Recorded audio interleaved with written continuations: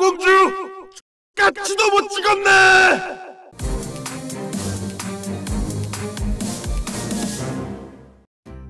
43분 01초 인어공주 논란을 보면서 눈앞의 문제뿐만 아니라 좀 더 본질적인 문제에 대해 다뤄보고자 조사의 조사를 거쳐서 대본도 할 말 못할 말 가려내고 속가내고 하면서 엑기스처럼 쥐어짜낸 영상의 길이입니다. 솔직히 10분짜리로 까기만 하면 만들기도 쉽고 조회수도 무던히 나올 거 손해볼 거 감수하고도 저 개인은 이번 캐스팅에 비판적인 입장이지만 그쪽 시선으로만 보지 않고 긍정적인 면을 보고 다각도로 접근하려고 온갖 애를 쓰며 노력했습니다.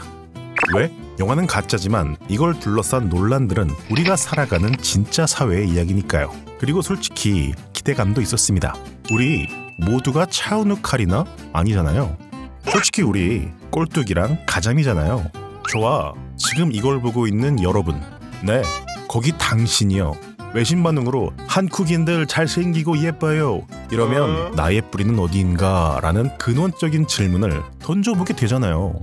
그런데 할리 베일리 같은 배우가 공주로 나와서 쩌는 연기력과 쩌는 가창력을 선보이며 그걸 맛깔나게 살려주는 연출과 서사가 뒷받침된다? 우리 사회엔 못생김에 대한 관용이 조금 더 늘어나겠죠. 심지어 설레도 있습니다. 평소엔 말린 오이지인데 영화만 나왔다 하면 오... 잘생김을 연기하는 이런 배우도 있잖아요. 다른 케이스가 못 나올 것도 없죠. 위대한 쇼맨의 This Is Me도 예쁜 배우가 주인공이 아님에도 충분히 주목을 받았듯이 하면 돼요. 공개되는 스틸컷 예고편을 볼 때마다 마음이 깎여 나갔지만 그래도 정말 일말의 희망을 안고 10시 30분 첫 조조로 인어공주를 봤습니다. 와... 진짜 내용 변경이 1도 없습니다. 일말의 시도 자체도 안 했어요. 이건 절대 그대로 가면 안 됐거든요. 생각해보세요.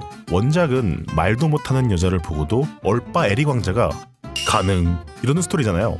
1989년작 만화는 에리얼이 예쁘다는 전제하에 만들어진 그림과 상황들이었어요. 이 어리광을 피우는 사고뭉치가 왜 귀여워 죽는 막내딸인지, 에리 왕자는 왜 사랑에 빠졌는지 굳이 설명하지 않아도 알지? 라는 전제를 깔고 진행되는 캐릭터와 상황들이었다고요. 근데 이 세숫대야를 가져다 놓고 그 이야기를 그대로 복붙한다? 몰입을 떠나 이건 보는 사람도 힘들어요. 심지어 할리 베일리의 연기력이 바닥을 기는 상황에서는 더더욱이요.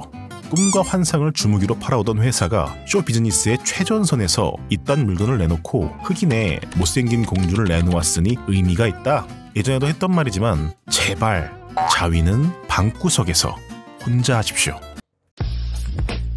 제작진이 싸지른 오물 보자고 시간과 돈 들여서 영화관 가는 거 아니거든요. 솔직히 1점도 울슐라 때문에 좋습니다. 하비에르 바르뎀도 둥둥 떠다니는 마당에 혼자 다른 영화 찍고 계시더라고요. 그거 말고는 무엇 하나 장점이 없는 영화예요. 자, 일단 영화 좀 살펴보고 더 이야기 나눠보죠. 일단 영화가 굉장히 어둡고 칙칙합니다. 마법 같은 동화 얘기가 아니라 무슨 미세 플라스틱에 고통받는 물고기들 환경보호 다큐멘터리인 줄 알았어요. 실사폭의 물고기들 때문에 이런 톤을 잡은 것 같은데 할리 베일리의 발연기와 함께 작품의 분위기를 크게 깎아먹은 주범이라고 봅니다. 자, 원작은 첫 시작이 트라이튼 왕이 준비한 음악회에 에리얼이 빠진 상황이었는데 영화는 안톤 시고 왕이 일종의 어전회의로 사람들을 모읍니다. 발랄했던 음악회가 7대 해양을 다스리는 칠공주의 회의로 변경이 돼요. 덕분에 음악회를 깜빡한 정도가 아니라 중대 회의에 빠진 게 되어 철부지의 면모가 더 강조되며 이미 Under the Sea 나 듣고 있을 분위기가 아닙니다. 아니 그 이전에 칠공주의 인종이 전부 다 다릅니다. 거의 모두가 살색입니다. 공익 광고라도 할 듯이 인종을 모아놨는데 정작 하비에르 바르뎀은 스페인계인데 그쪽 계열 딸은 없어요. 그런데 영화상에서 묘사되는 엄마는 단 한 명입니다. 여기서 나올 수 있는 추측은 두 가지입니다. 트라이튼이 뻐꾸기를 7번이나 당하고도 눈치를 못 챈 희대의 퐁퐁남이거나 엄마가 메타몽이었겠죠. 참 머쓱할 수밖에 없는 상황인데 이 자매들은 PC용 트로피들이라도 전시하듯 훑어준 뒤 이후 거의 등장을 안 합니다. 영화 내내 7자매 합쳐서 7마디도 안 할걸요? 그렇게 천방지축 얼렁뚱땅인 에리얼을 찾아 화면이 돌아가는데 일단 머리가 드레드락이에요. 여기서 두 가지 문제가 발생합니다. 드레드락 자체가 인간 문화의 절정입니다. 흑인이 날 때부터 드레드락을 하고 태어나진 않잖아요. 언니의 아프로 헤어도 수중펌이라도 개발한 게 아닌 이상 말은 안 되지만 어찌어찌 자연 곱슬이라고 우겨볼 수도 있는데 드레드락은 100% 인위적인 머리예요. 스타일도 기본적으로 머리를 감지 않아서 떡 찌든 것을 상정하는데 그걸 물속에 인어가 하고 있어요. 작중 설정도 카리브해 근처로 변경되었고 인어지만 같은 피부색인 흑인 문화에 동질감을 느끼고 심취할 수도 있습니다. 그런데 영화의 설정은 인간의 문화를 전혀 모르는 시기 때문에 상충됩니다. 포크가 뭔지도 모르는데 반말리는 알았나 봅니다. 여기에 빨간머리라고 종종 불리는데 영화의 어두운 톤과 드레드의 뭉침 효과로 인해서 갈색에 가까운 빛깔로 보입니다. 즉 얼굴을 보기 전부터 이미 뒷모습부터 몰입감을 박살을 내놓습니다. 여기에 딱 뒤돌아서 얼굴이 나오며 몰입감은 심해로 사라지죠. 뭐 얼굴까진 싱크가 좀 안 맞는 배우를 섭외했다고 치는데 이제 싱싱한 해산물들과 함께 원작 에리얼에 맞춰진 깨발랄하고 귀여운 동작들을 재현합니다. 이후 파트 오브 유어 월드를 부르며 온갖 치명적인 표정과 포즈를 취하는데 약간 마약 사범이 금연 광고 나와 있는 느낌? 안 어울려도 이렇게 안 어울릴 수 있나? 라며 초장부터 참 쉽지 않다는 인상을 줍니다. 그리고 인어공주가 에릭을 구하는 사건이 등장하는데 분명 사전 인터뷰 내용으론 인어공주가 남자반을 보고 바다를 떠난다는 설정이 변경됐다. 진짜 에리얼의 꿈, 자유, 삶에 대한 이야기를 담을 것이다 라고 했었는데 원작에도 있던 지상에 대한 동경에 에릭에 대한 연모 묘사가 더 늘었습니다. 배에서 에릭이 한껏 매력 어필하는 장면을 오래오래 보다가 이제 배가 폭풍우를 만나 난파가 되죠. 그때 에릭 왕자가 혼자 동떨어진 이유도 기가 막힌데 불속에서 뛰어들어 강아지를 구해낸 뒤 같이 뛰는 것도 아니고 먼저 던진 다음 바로 따라가는 것도 아니고 이 강아지를 바다에 던진 뒤에 개헤염으로 파닥이며 구명보트에 올라갈 때까지 불타는 배 위에서 가만히 지켜봅니다. 진짜 영화 묘사가 이렇습니다. 강아지가 보트에 올라가는 걸 눈으로 확인한 뒤에야 이제 불타는 배에서 뛰려는 참 애견인의 모습을 보여주는데 이때 폭발이 일어나며 반대쪽으로 튕겨나갑니다. 그걸 마침 그 자리에 있던 에리얼이 구해내고 인기척에 들리자 잠시 자리를 피한 뒤 다시 파트 오브 유어 월드를 부르며 그 유명한 바위 파도 장면이 재현됩니다. 이게 원작에서는 순수한 소녀의 풋사랑 느낌이었거든요. 근데 영화는 진짜 농담이 아니고 바위 위를 스멀거리면서 기어가는데 50대 쿠거가 연하남을 노리는 느낌? 굉장히 짐승적인 무브먼트였습니다.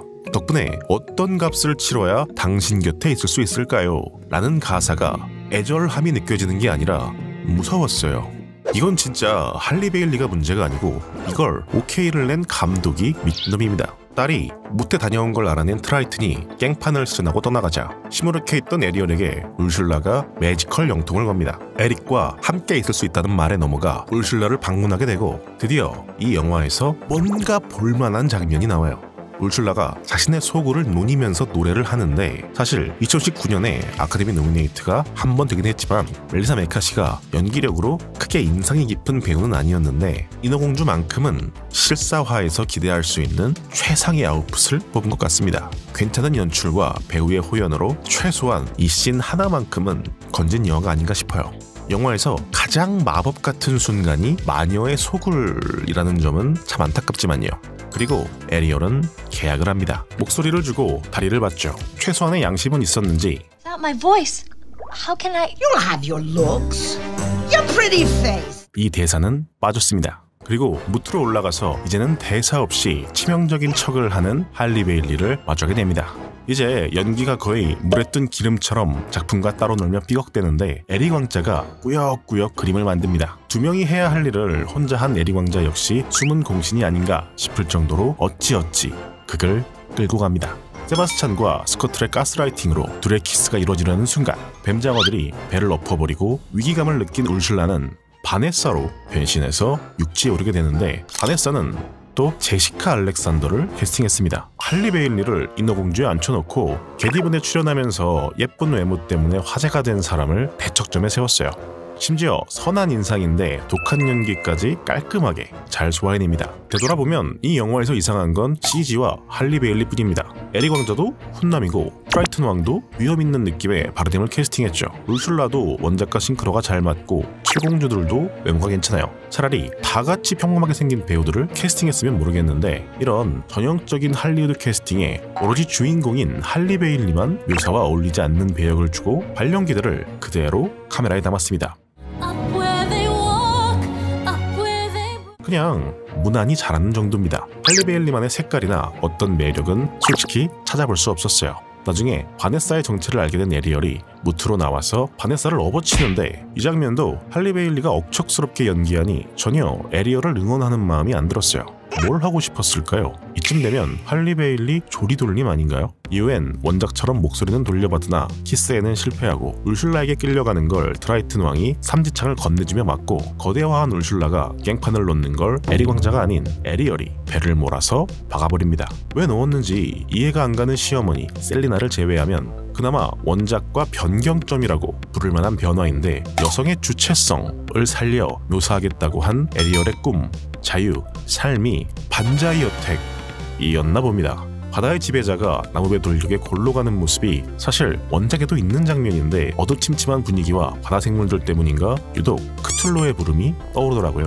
트라이튼이 눈물의 삼지창으로 에리얼을 인간으로 만들어주자 며느리 후보의 반자이 여택을 보고 살기를 감지했는지 그동안 엄하고 보수적이던 셀리나가 갑자기 오픈마인드의 천사가 되어 이들을 응원하고 그렇게 이들 때문에 단절되었던 육지와 바다가 교류를 다시 시작했다는 훈훈함을 급조하며 모두가 행복했다는 결말로 끝이 납니다. 자, 이 영화의 문제는 무엇이었을까요? 실질적으론 전부 다라고 봐야겠지만 하나하나 살펴보도록 하죠. 사실 이런 디즈니의 실사형 CG 집착은 정글북이 기원이라고 봐야 할 것 같습니다. 실제로 정글북은 좋은 평가를 받았고 저도 개인적으로 좋은 영화라고 생각합니다. 이때는 실사풍이 목적과 부합했어요. 정글이 무대였고 쉬역한에게 쫓기는 것이 주 내용인 감정적인 곡선보다는 모험에 더 테마가 맞춰졌으므로 동물들의 풍부한 표정이 필요 없었죠. 그렇기 때문에 실사와 비슷할수록 어드밴티지가 올랐다고 봅니다. 문제는 라이온킹부터입니다. 실사풍에 너무 집착한 나머지 원작이 가지고 있던 표현력을 상실했고 거의 표정 변화를 읽을 수 없는 내셔널 지오그래픽 같은 영화가 탄생했죠. 하지만 호불호의 영역으로 볼 수도 있는 부분이고 모험이 주 테마인 정글북과 마찬가지로 라이온킹도 스케일로 밀어붙일 수 있는 영화였어요.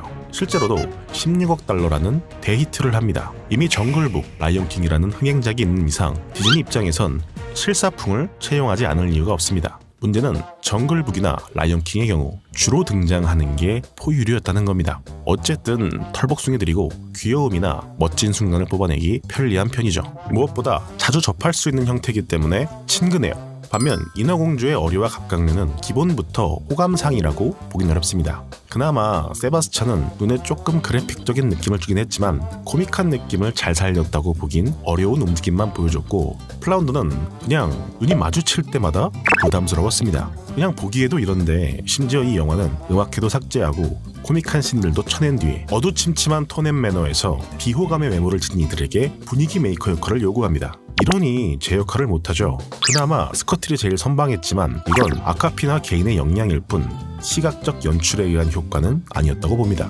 에리얼이 말을 못하기 때문에 작을 매끄럽게 이끌어가기 위해서는 미녀와 야수의 하인들만큼이나 중요한 배역으로 봐도 무방한 이들이 제 역을 못하니 에리얼에게 집중도가 몰릴 수밖에 없는데 그 에리얼이 뛰놀판을 안 깔아줘요. 이게 소녀의 풋사랑이라는 느낌을 내기에 적합한 분위기입니까?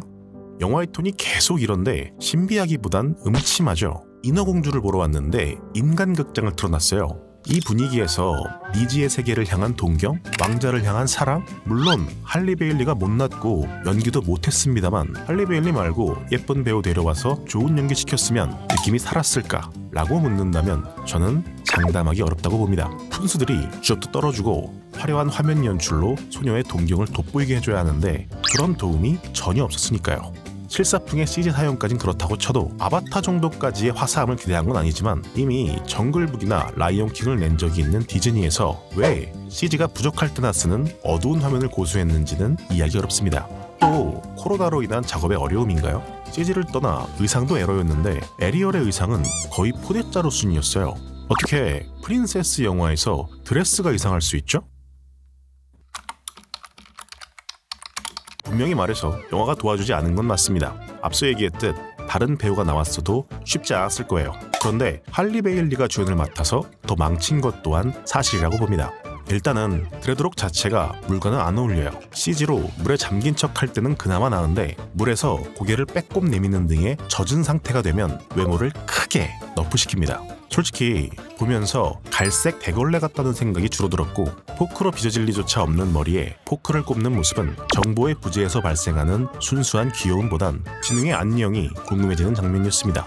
표정 연기도 정말 안 좋았습니다. 그럴 수밖에 없는 게 첫 주연이고 연기력을 보고 뽑진 않았을 거예요. 그녀의 피부색과 외모 그리고 그에 비해 준수한 가창력이 발탁의 이유였겠죠. 전 할리 베일리가 인어공주라는 작품에 있어서는 주인공이지만 디즈니 프랜차이즈에 있어서는 토큰 블랙에 해당한다고 봅니다. 하얀 피부 설정이 작품의 제목이기까지 한 백설공주 또한 나팅예로 채용한 걸 보면 이건 다분히 의도적이죠. 결과적으로 나쁜 연출력을 지닌 감독에 부족한 배우가 합쳐지니 분명 노래 자체는 평균 이상은 하는데도 불구하고 에리얼에 대한 호감도가 전혀 생기지 않았고 에리얼에 호감이 생기지 않으니 당연히 그녀의 목표와 바램에도 관심이 줄 수밖에 없습니다.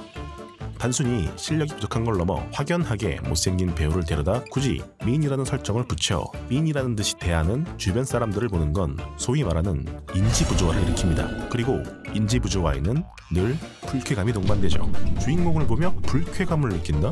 프린세스 시리즈에 있어선 치명적인 문제입니다. 시대에 맞지 않는 수동적인 여성상으로 불쾌감을 표하는 사람들 때문에 시리즈의 변화를 꾀하고 있는데 다른 의미의 불쾌감을 추가해서야 본말전도에 불과하죠. 에릭이 평면적인 캐릭터라며 영화에선 뒷배경을 추가했는데 영화 초중반부 무역이나 타 문화를 받아들이는 걸 엄청 중요시하는 듯한 묘사가 등장하지만 이 설정이 중후반부에 끼치는 영향은 전혀 없습니다. 얘가 인어의 문화를 존중하는 게 아니라 그냥 에리얼과 결혼하니까 처가로 수용하는 느낌이죠. 그가 입양하라는 설정도 존재하지만 왕비를 흑인으로 하기 위해서 라는 것 외에는 딱히 이유를 찾을 수 없을 정도로 영화 내에서 쓰이지 않는 설정이에요.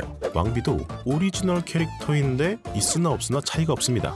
갈등을 위해 에릭을 묶어두는 역할 정도에 불과하고 마음을 바꿔먹는 이유를 짐작할 수 없어요. 울슐라는 키스를 받아야 한다는 사실을 잊어버리는 주문을 추가했는데 이건 트라이튼이 상황을 중재하려 할 때 운운한 합법적인 계약의 당위성을 떨어뜨리는 설정이고 딱히 이걸 깨기 위해서 어떤 장면이 추가된 것도 아닙니다. 그냥 원작에서 하던 거 똑같이 따라갑니다. 굳이 하이힐이나 코르셋을 강조한 뒤에 하이힐에서 내려와 맨발로 다니는 연출을 썼는데 이거 하나로 페미니즘을 표방했다고 하기도 애매한 게 잘못된 선택으로 그려지는 목소리와 다리를 교환하는 선택 외에는 모든 문제가 다 해결된 뒤에도 혼자 풀죽어 있는 걸 트라이튼이 자의로 인간으로 바꿔주는 모습에서 알 수 있듯 결국 에리얼은 주변 사람들에 의한 영향을 강하게 받는 수동적인 캐릭터임에는 변화가 없거든요. 앞서도 언급했듯 칠공주 다인종으로 바꿨지만 영화 내에서 끼치는 영향력 1도 없습니다. 자기적인 느낌만 주고 퇴장할 따름이죠. 가사의 단어 몇 개가 바뀌긴 했으나 영화의 줄거리가 바뀌지 않았으니 역시나 영향은 미미합니다. 포크 사용법을 왕자가 가르친다는 상황을 제거해 백인이 흑인을 가르치는 장면은 없앴으나 생각 없이 드레드락에 포크를 꽂으며 장면이 원래 가지는 의미를 크게 잃었습니다. 즉 영화의 새로운 변경점들은 일회성이라 프린세스의 이미지를 바꾸겠다는 야망과 함께 할리 베일리를 캐스팅한 것 치곤 작품의 메시지에 어떤 변화를 주지 않는 소극적인 변화이거나 원래 작품이 가지는 장점들을 깎아먹는 변화가 주를 이뤘습니다. 총평으로 마무리하죠. 겨울왕국이 현 세대의 구원투수였다면 인어공주는 20년간 부진했던 디즈니를 단숨에 되살린 디즈니 르네상스의 시작을 알린 기념비적인 작품입니다. 인어공주는 3년의 제작 기간과 100만 장 이상의 그림이 투입된 제작진을 갈아 넣어 만든 셀 애니메이션이죠. 저연령층에게 더 어필하기 위해 당시로선 도전이었던 뮤지컬 형식을 적극 도입한 작품이기도 합니다.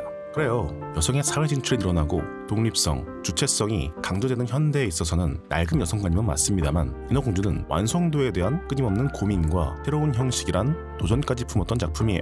당시로선 이상하지 않았던 여성관이라는 한 가지 면면만으로 평가절하 당할 만한 작품이 아니라고 봅니다. 그 결과로 당시 디즈니 흥행 1위를 찍고 이후 미녀와 야수, 알라딘, 라이온킹, 뮬란 같은 작품들로 이어지기도 했고요. 그런데 인어공주에는 완성도에 대한 어떤 고민이 있고 어떤 도전이 있죠? 라이언 킹은 기술력 포트폴리오라도 됐지 인어공주에서 볼 수 있는 새로운 것이라곤 낮아진 주인공의 허들뿐입니다. 이건 마치 소외계층이 재배한 유기농 채소를 만들었다며 맛없는 요리를 사먹는 기분이에요. 평범한 소비 활동으로 소외계층에 도움이 될 수 있다니 좋은 게 좋은 일이지만 요리의 본질은 맛일 터인데 맛이 아닌 기분을 사는 느낌이죠. 주인공이 흑인인 것도 못생긴 것도 딱히 최초는 아닌 원작의 감동도 새 시대의 메시지도 담지 못한 인어공주에서 시대의 흐름에 편승한 얄팍한 우월감을 빼고 나면 뭐가 남을까요? 작품 속에서 아무리 할리 베일리를 미녀라고 설정해도 결국 하얀 것은 하얀 것이고 검은 것은 검은 것입니다. 시대에 따라 미인상은 변화하고 다양성을 수용하는 시대라지만 검은 것을 하얗다고 강요할 수는 없는 법이죠. 할리 베일리가 새로운 시대의 소녀들의 꿈이라고요.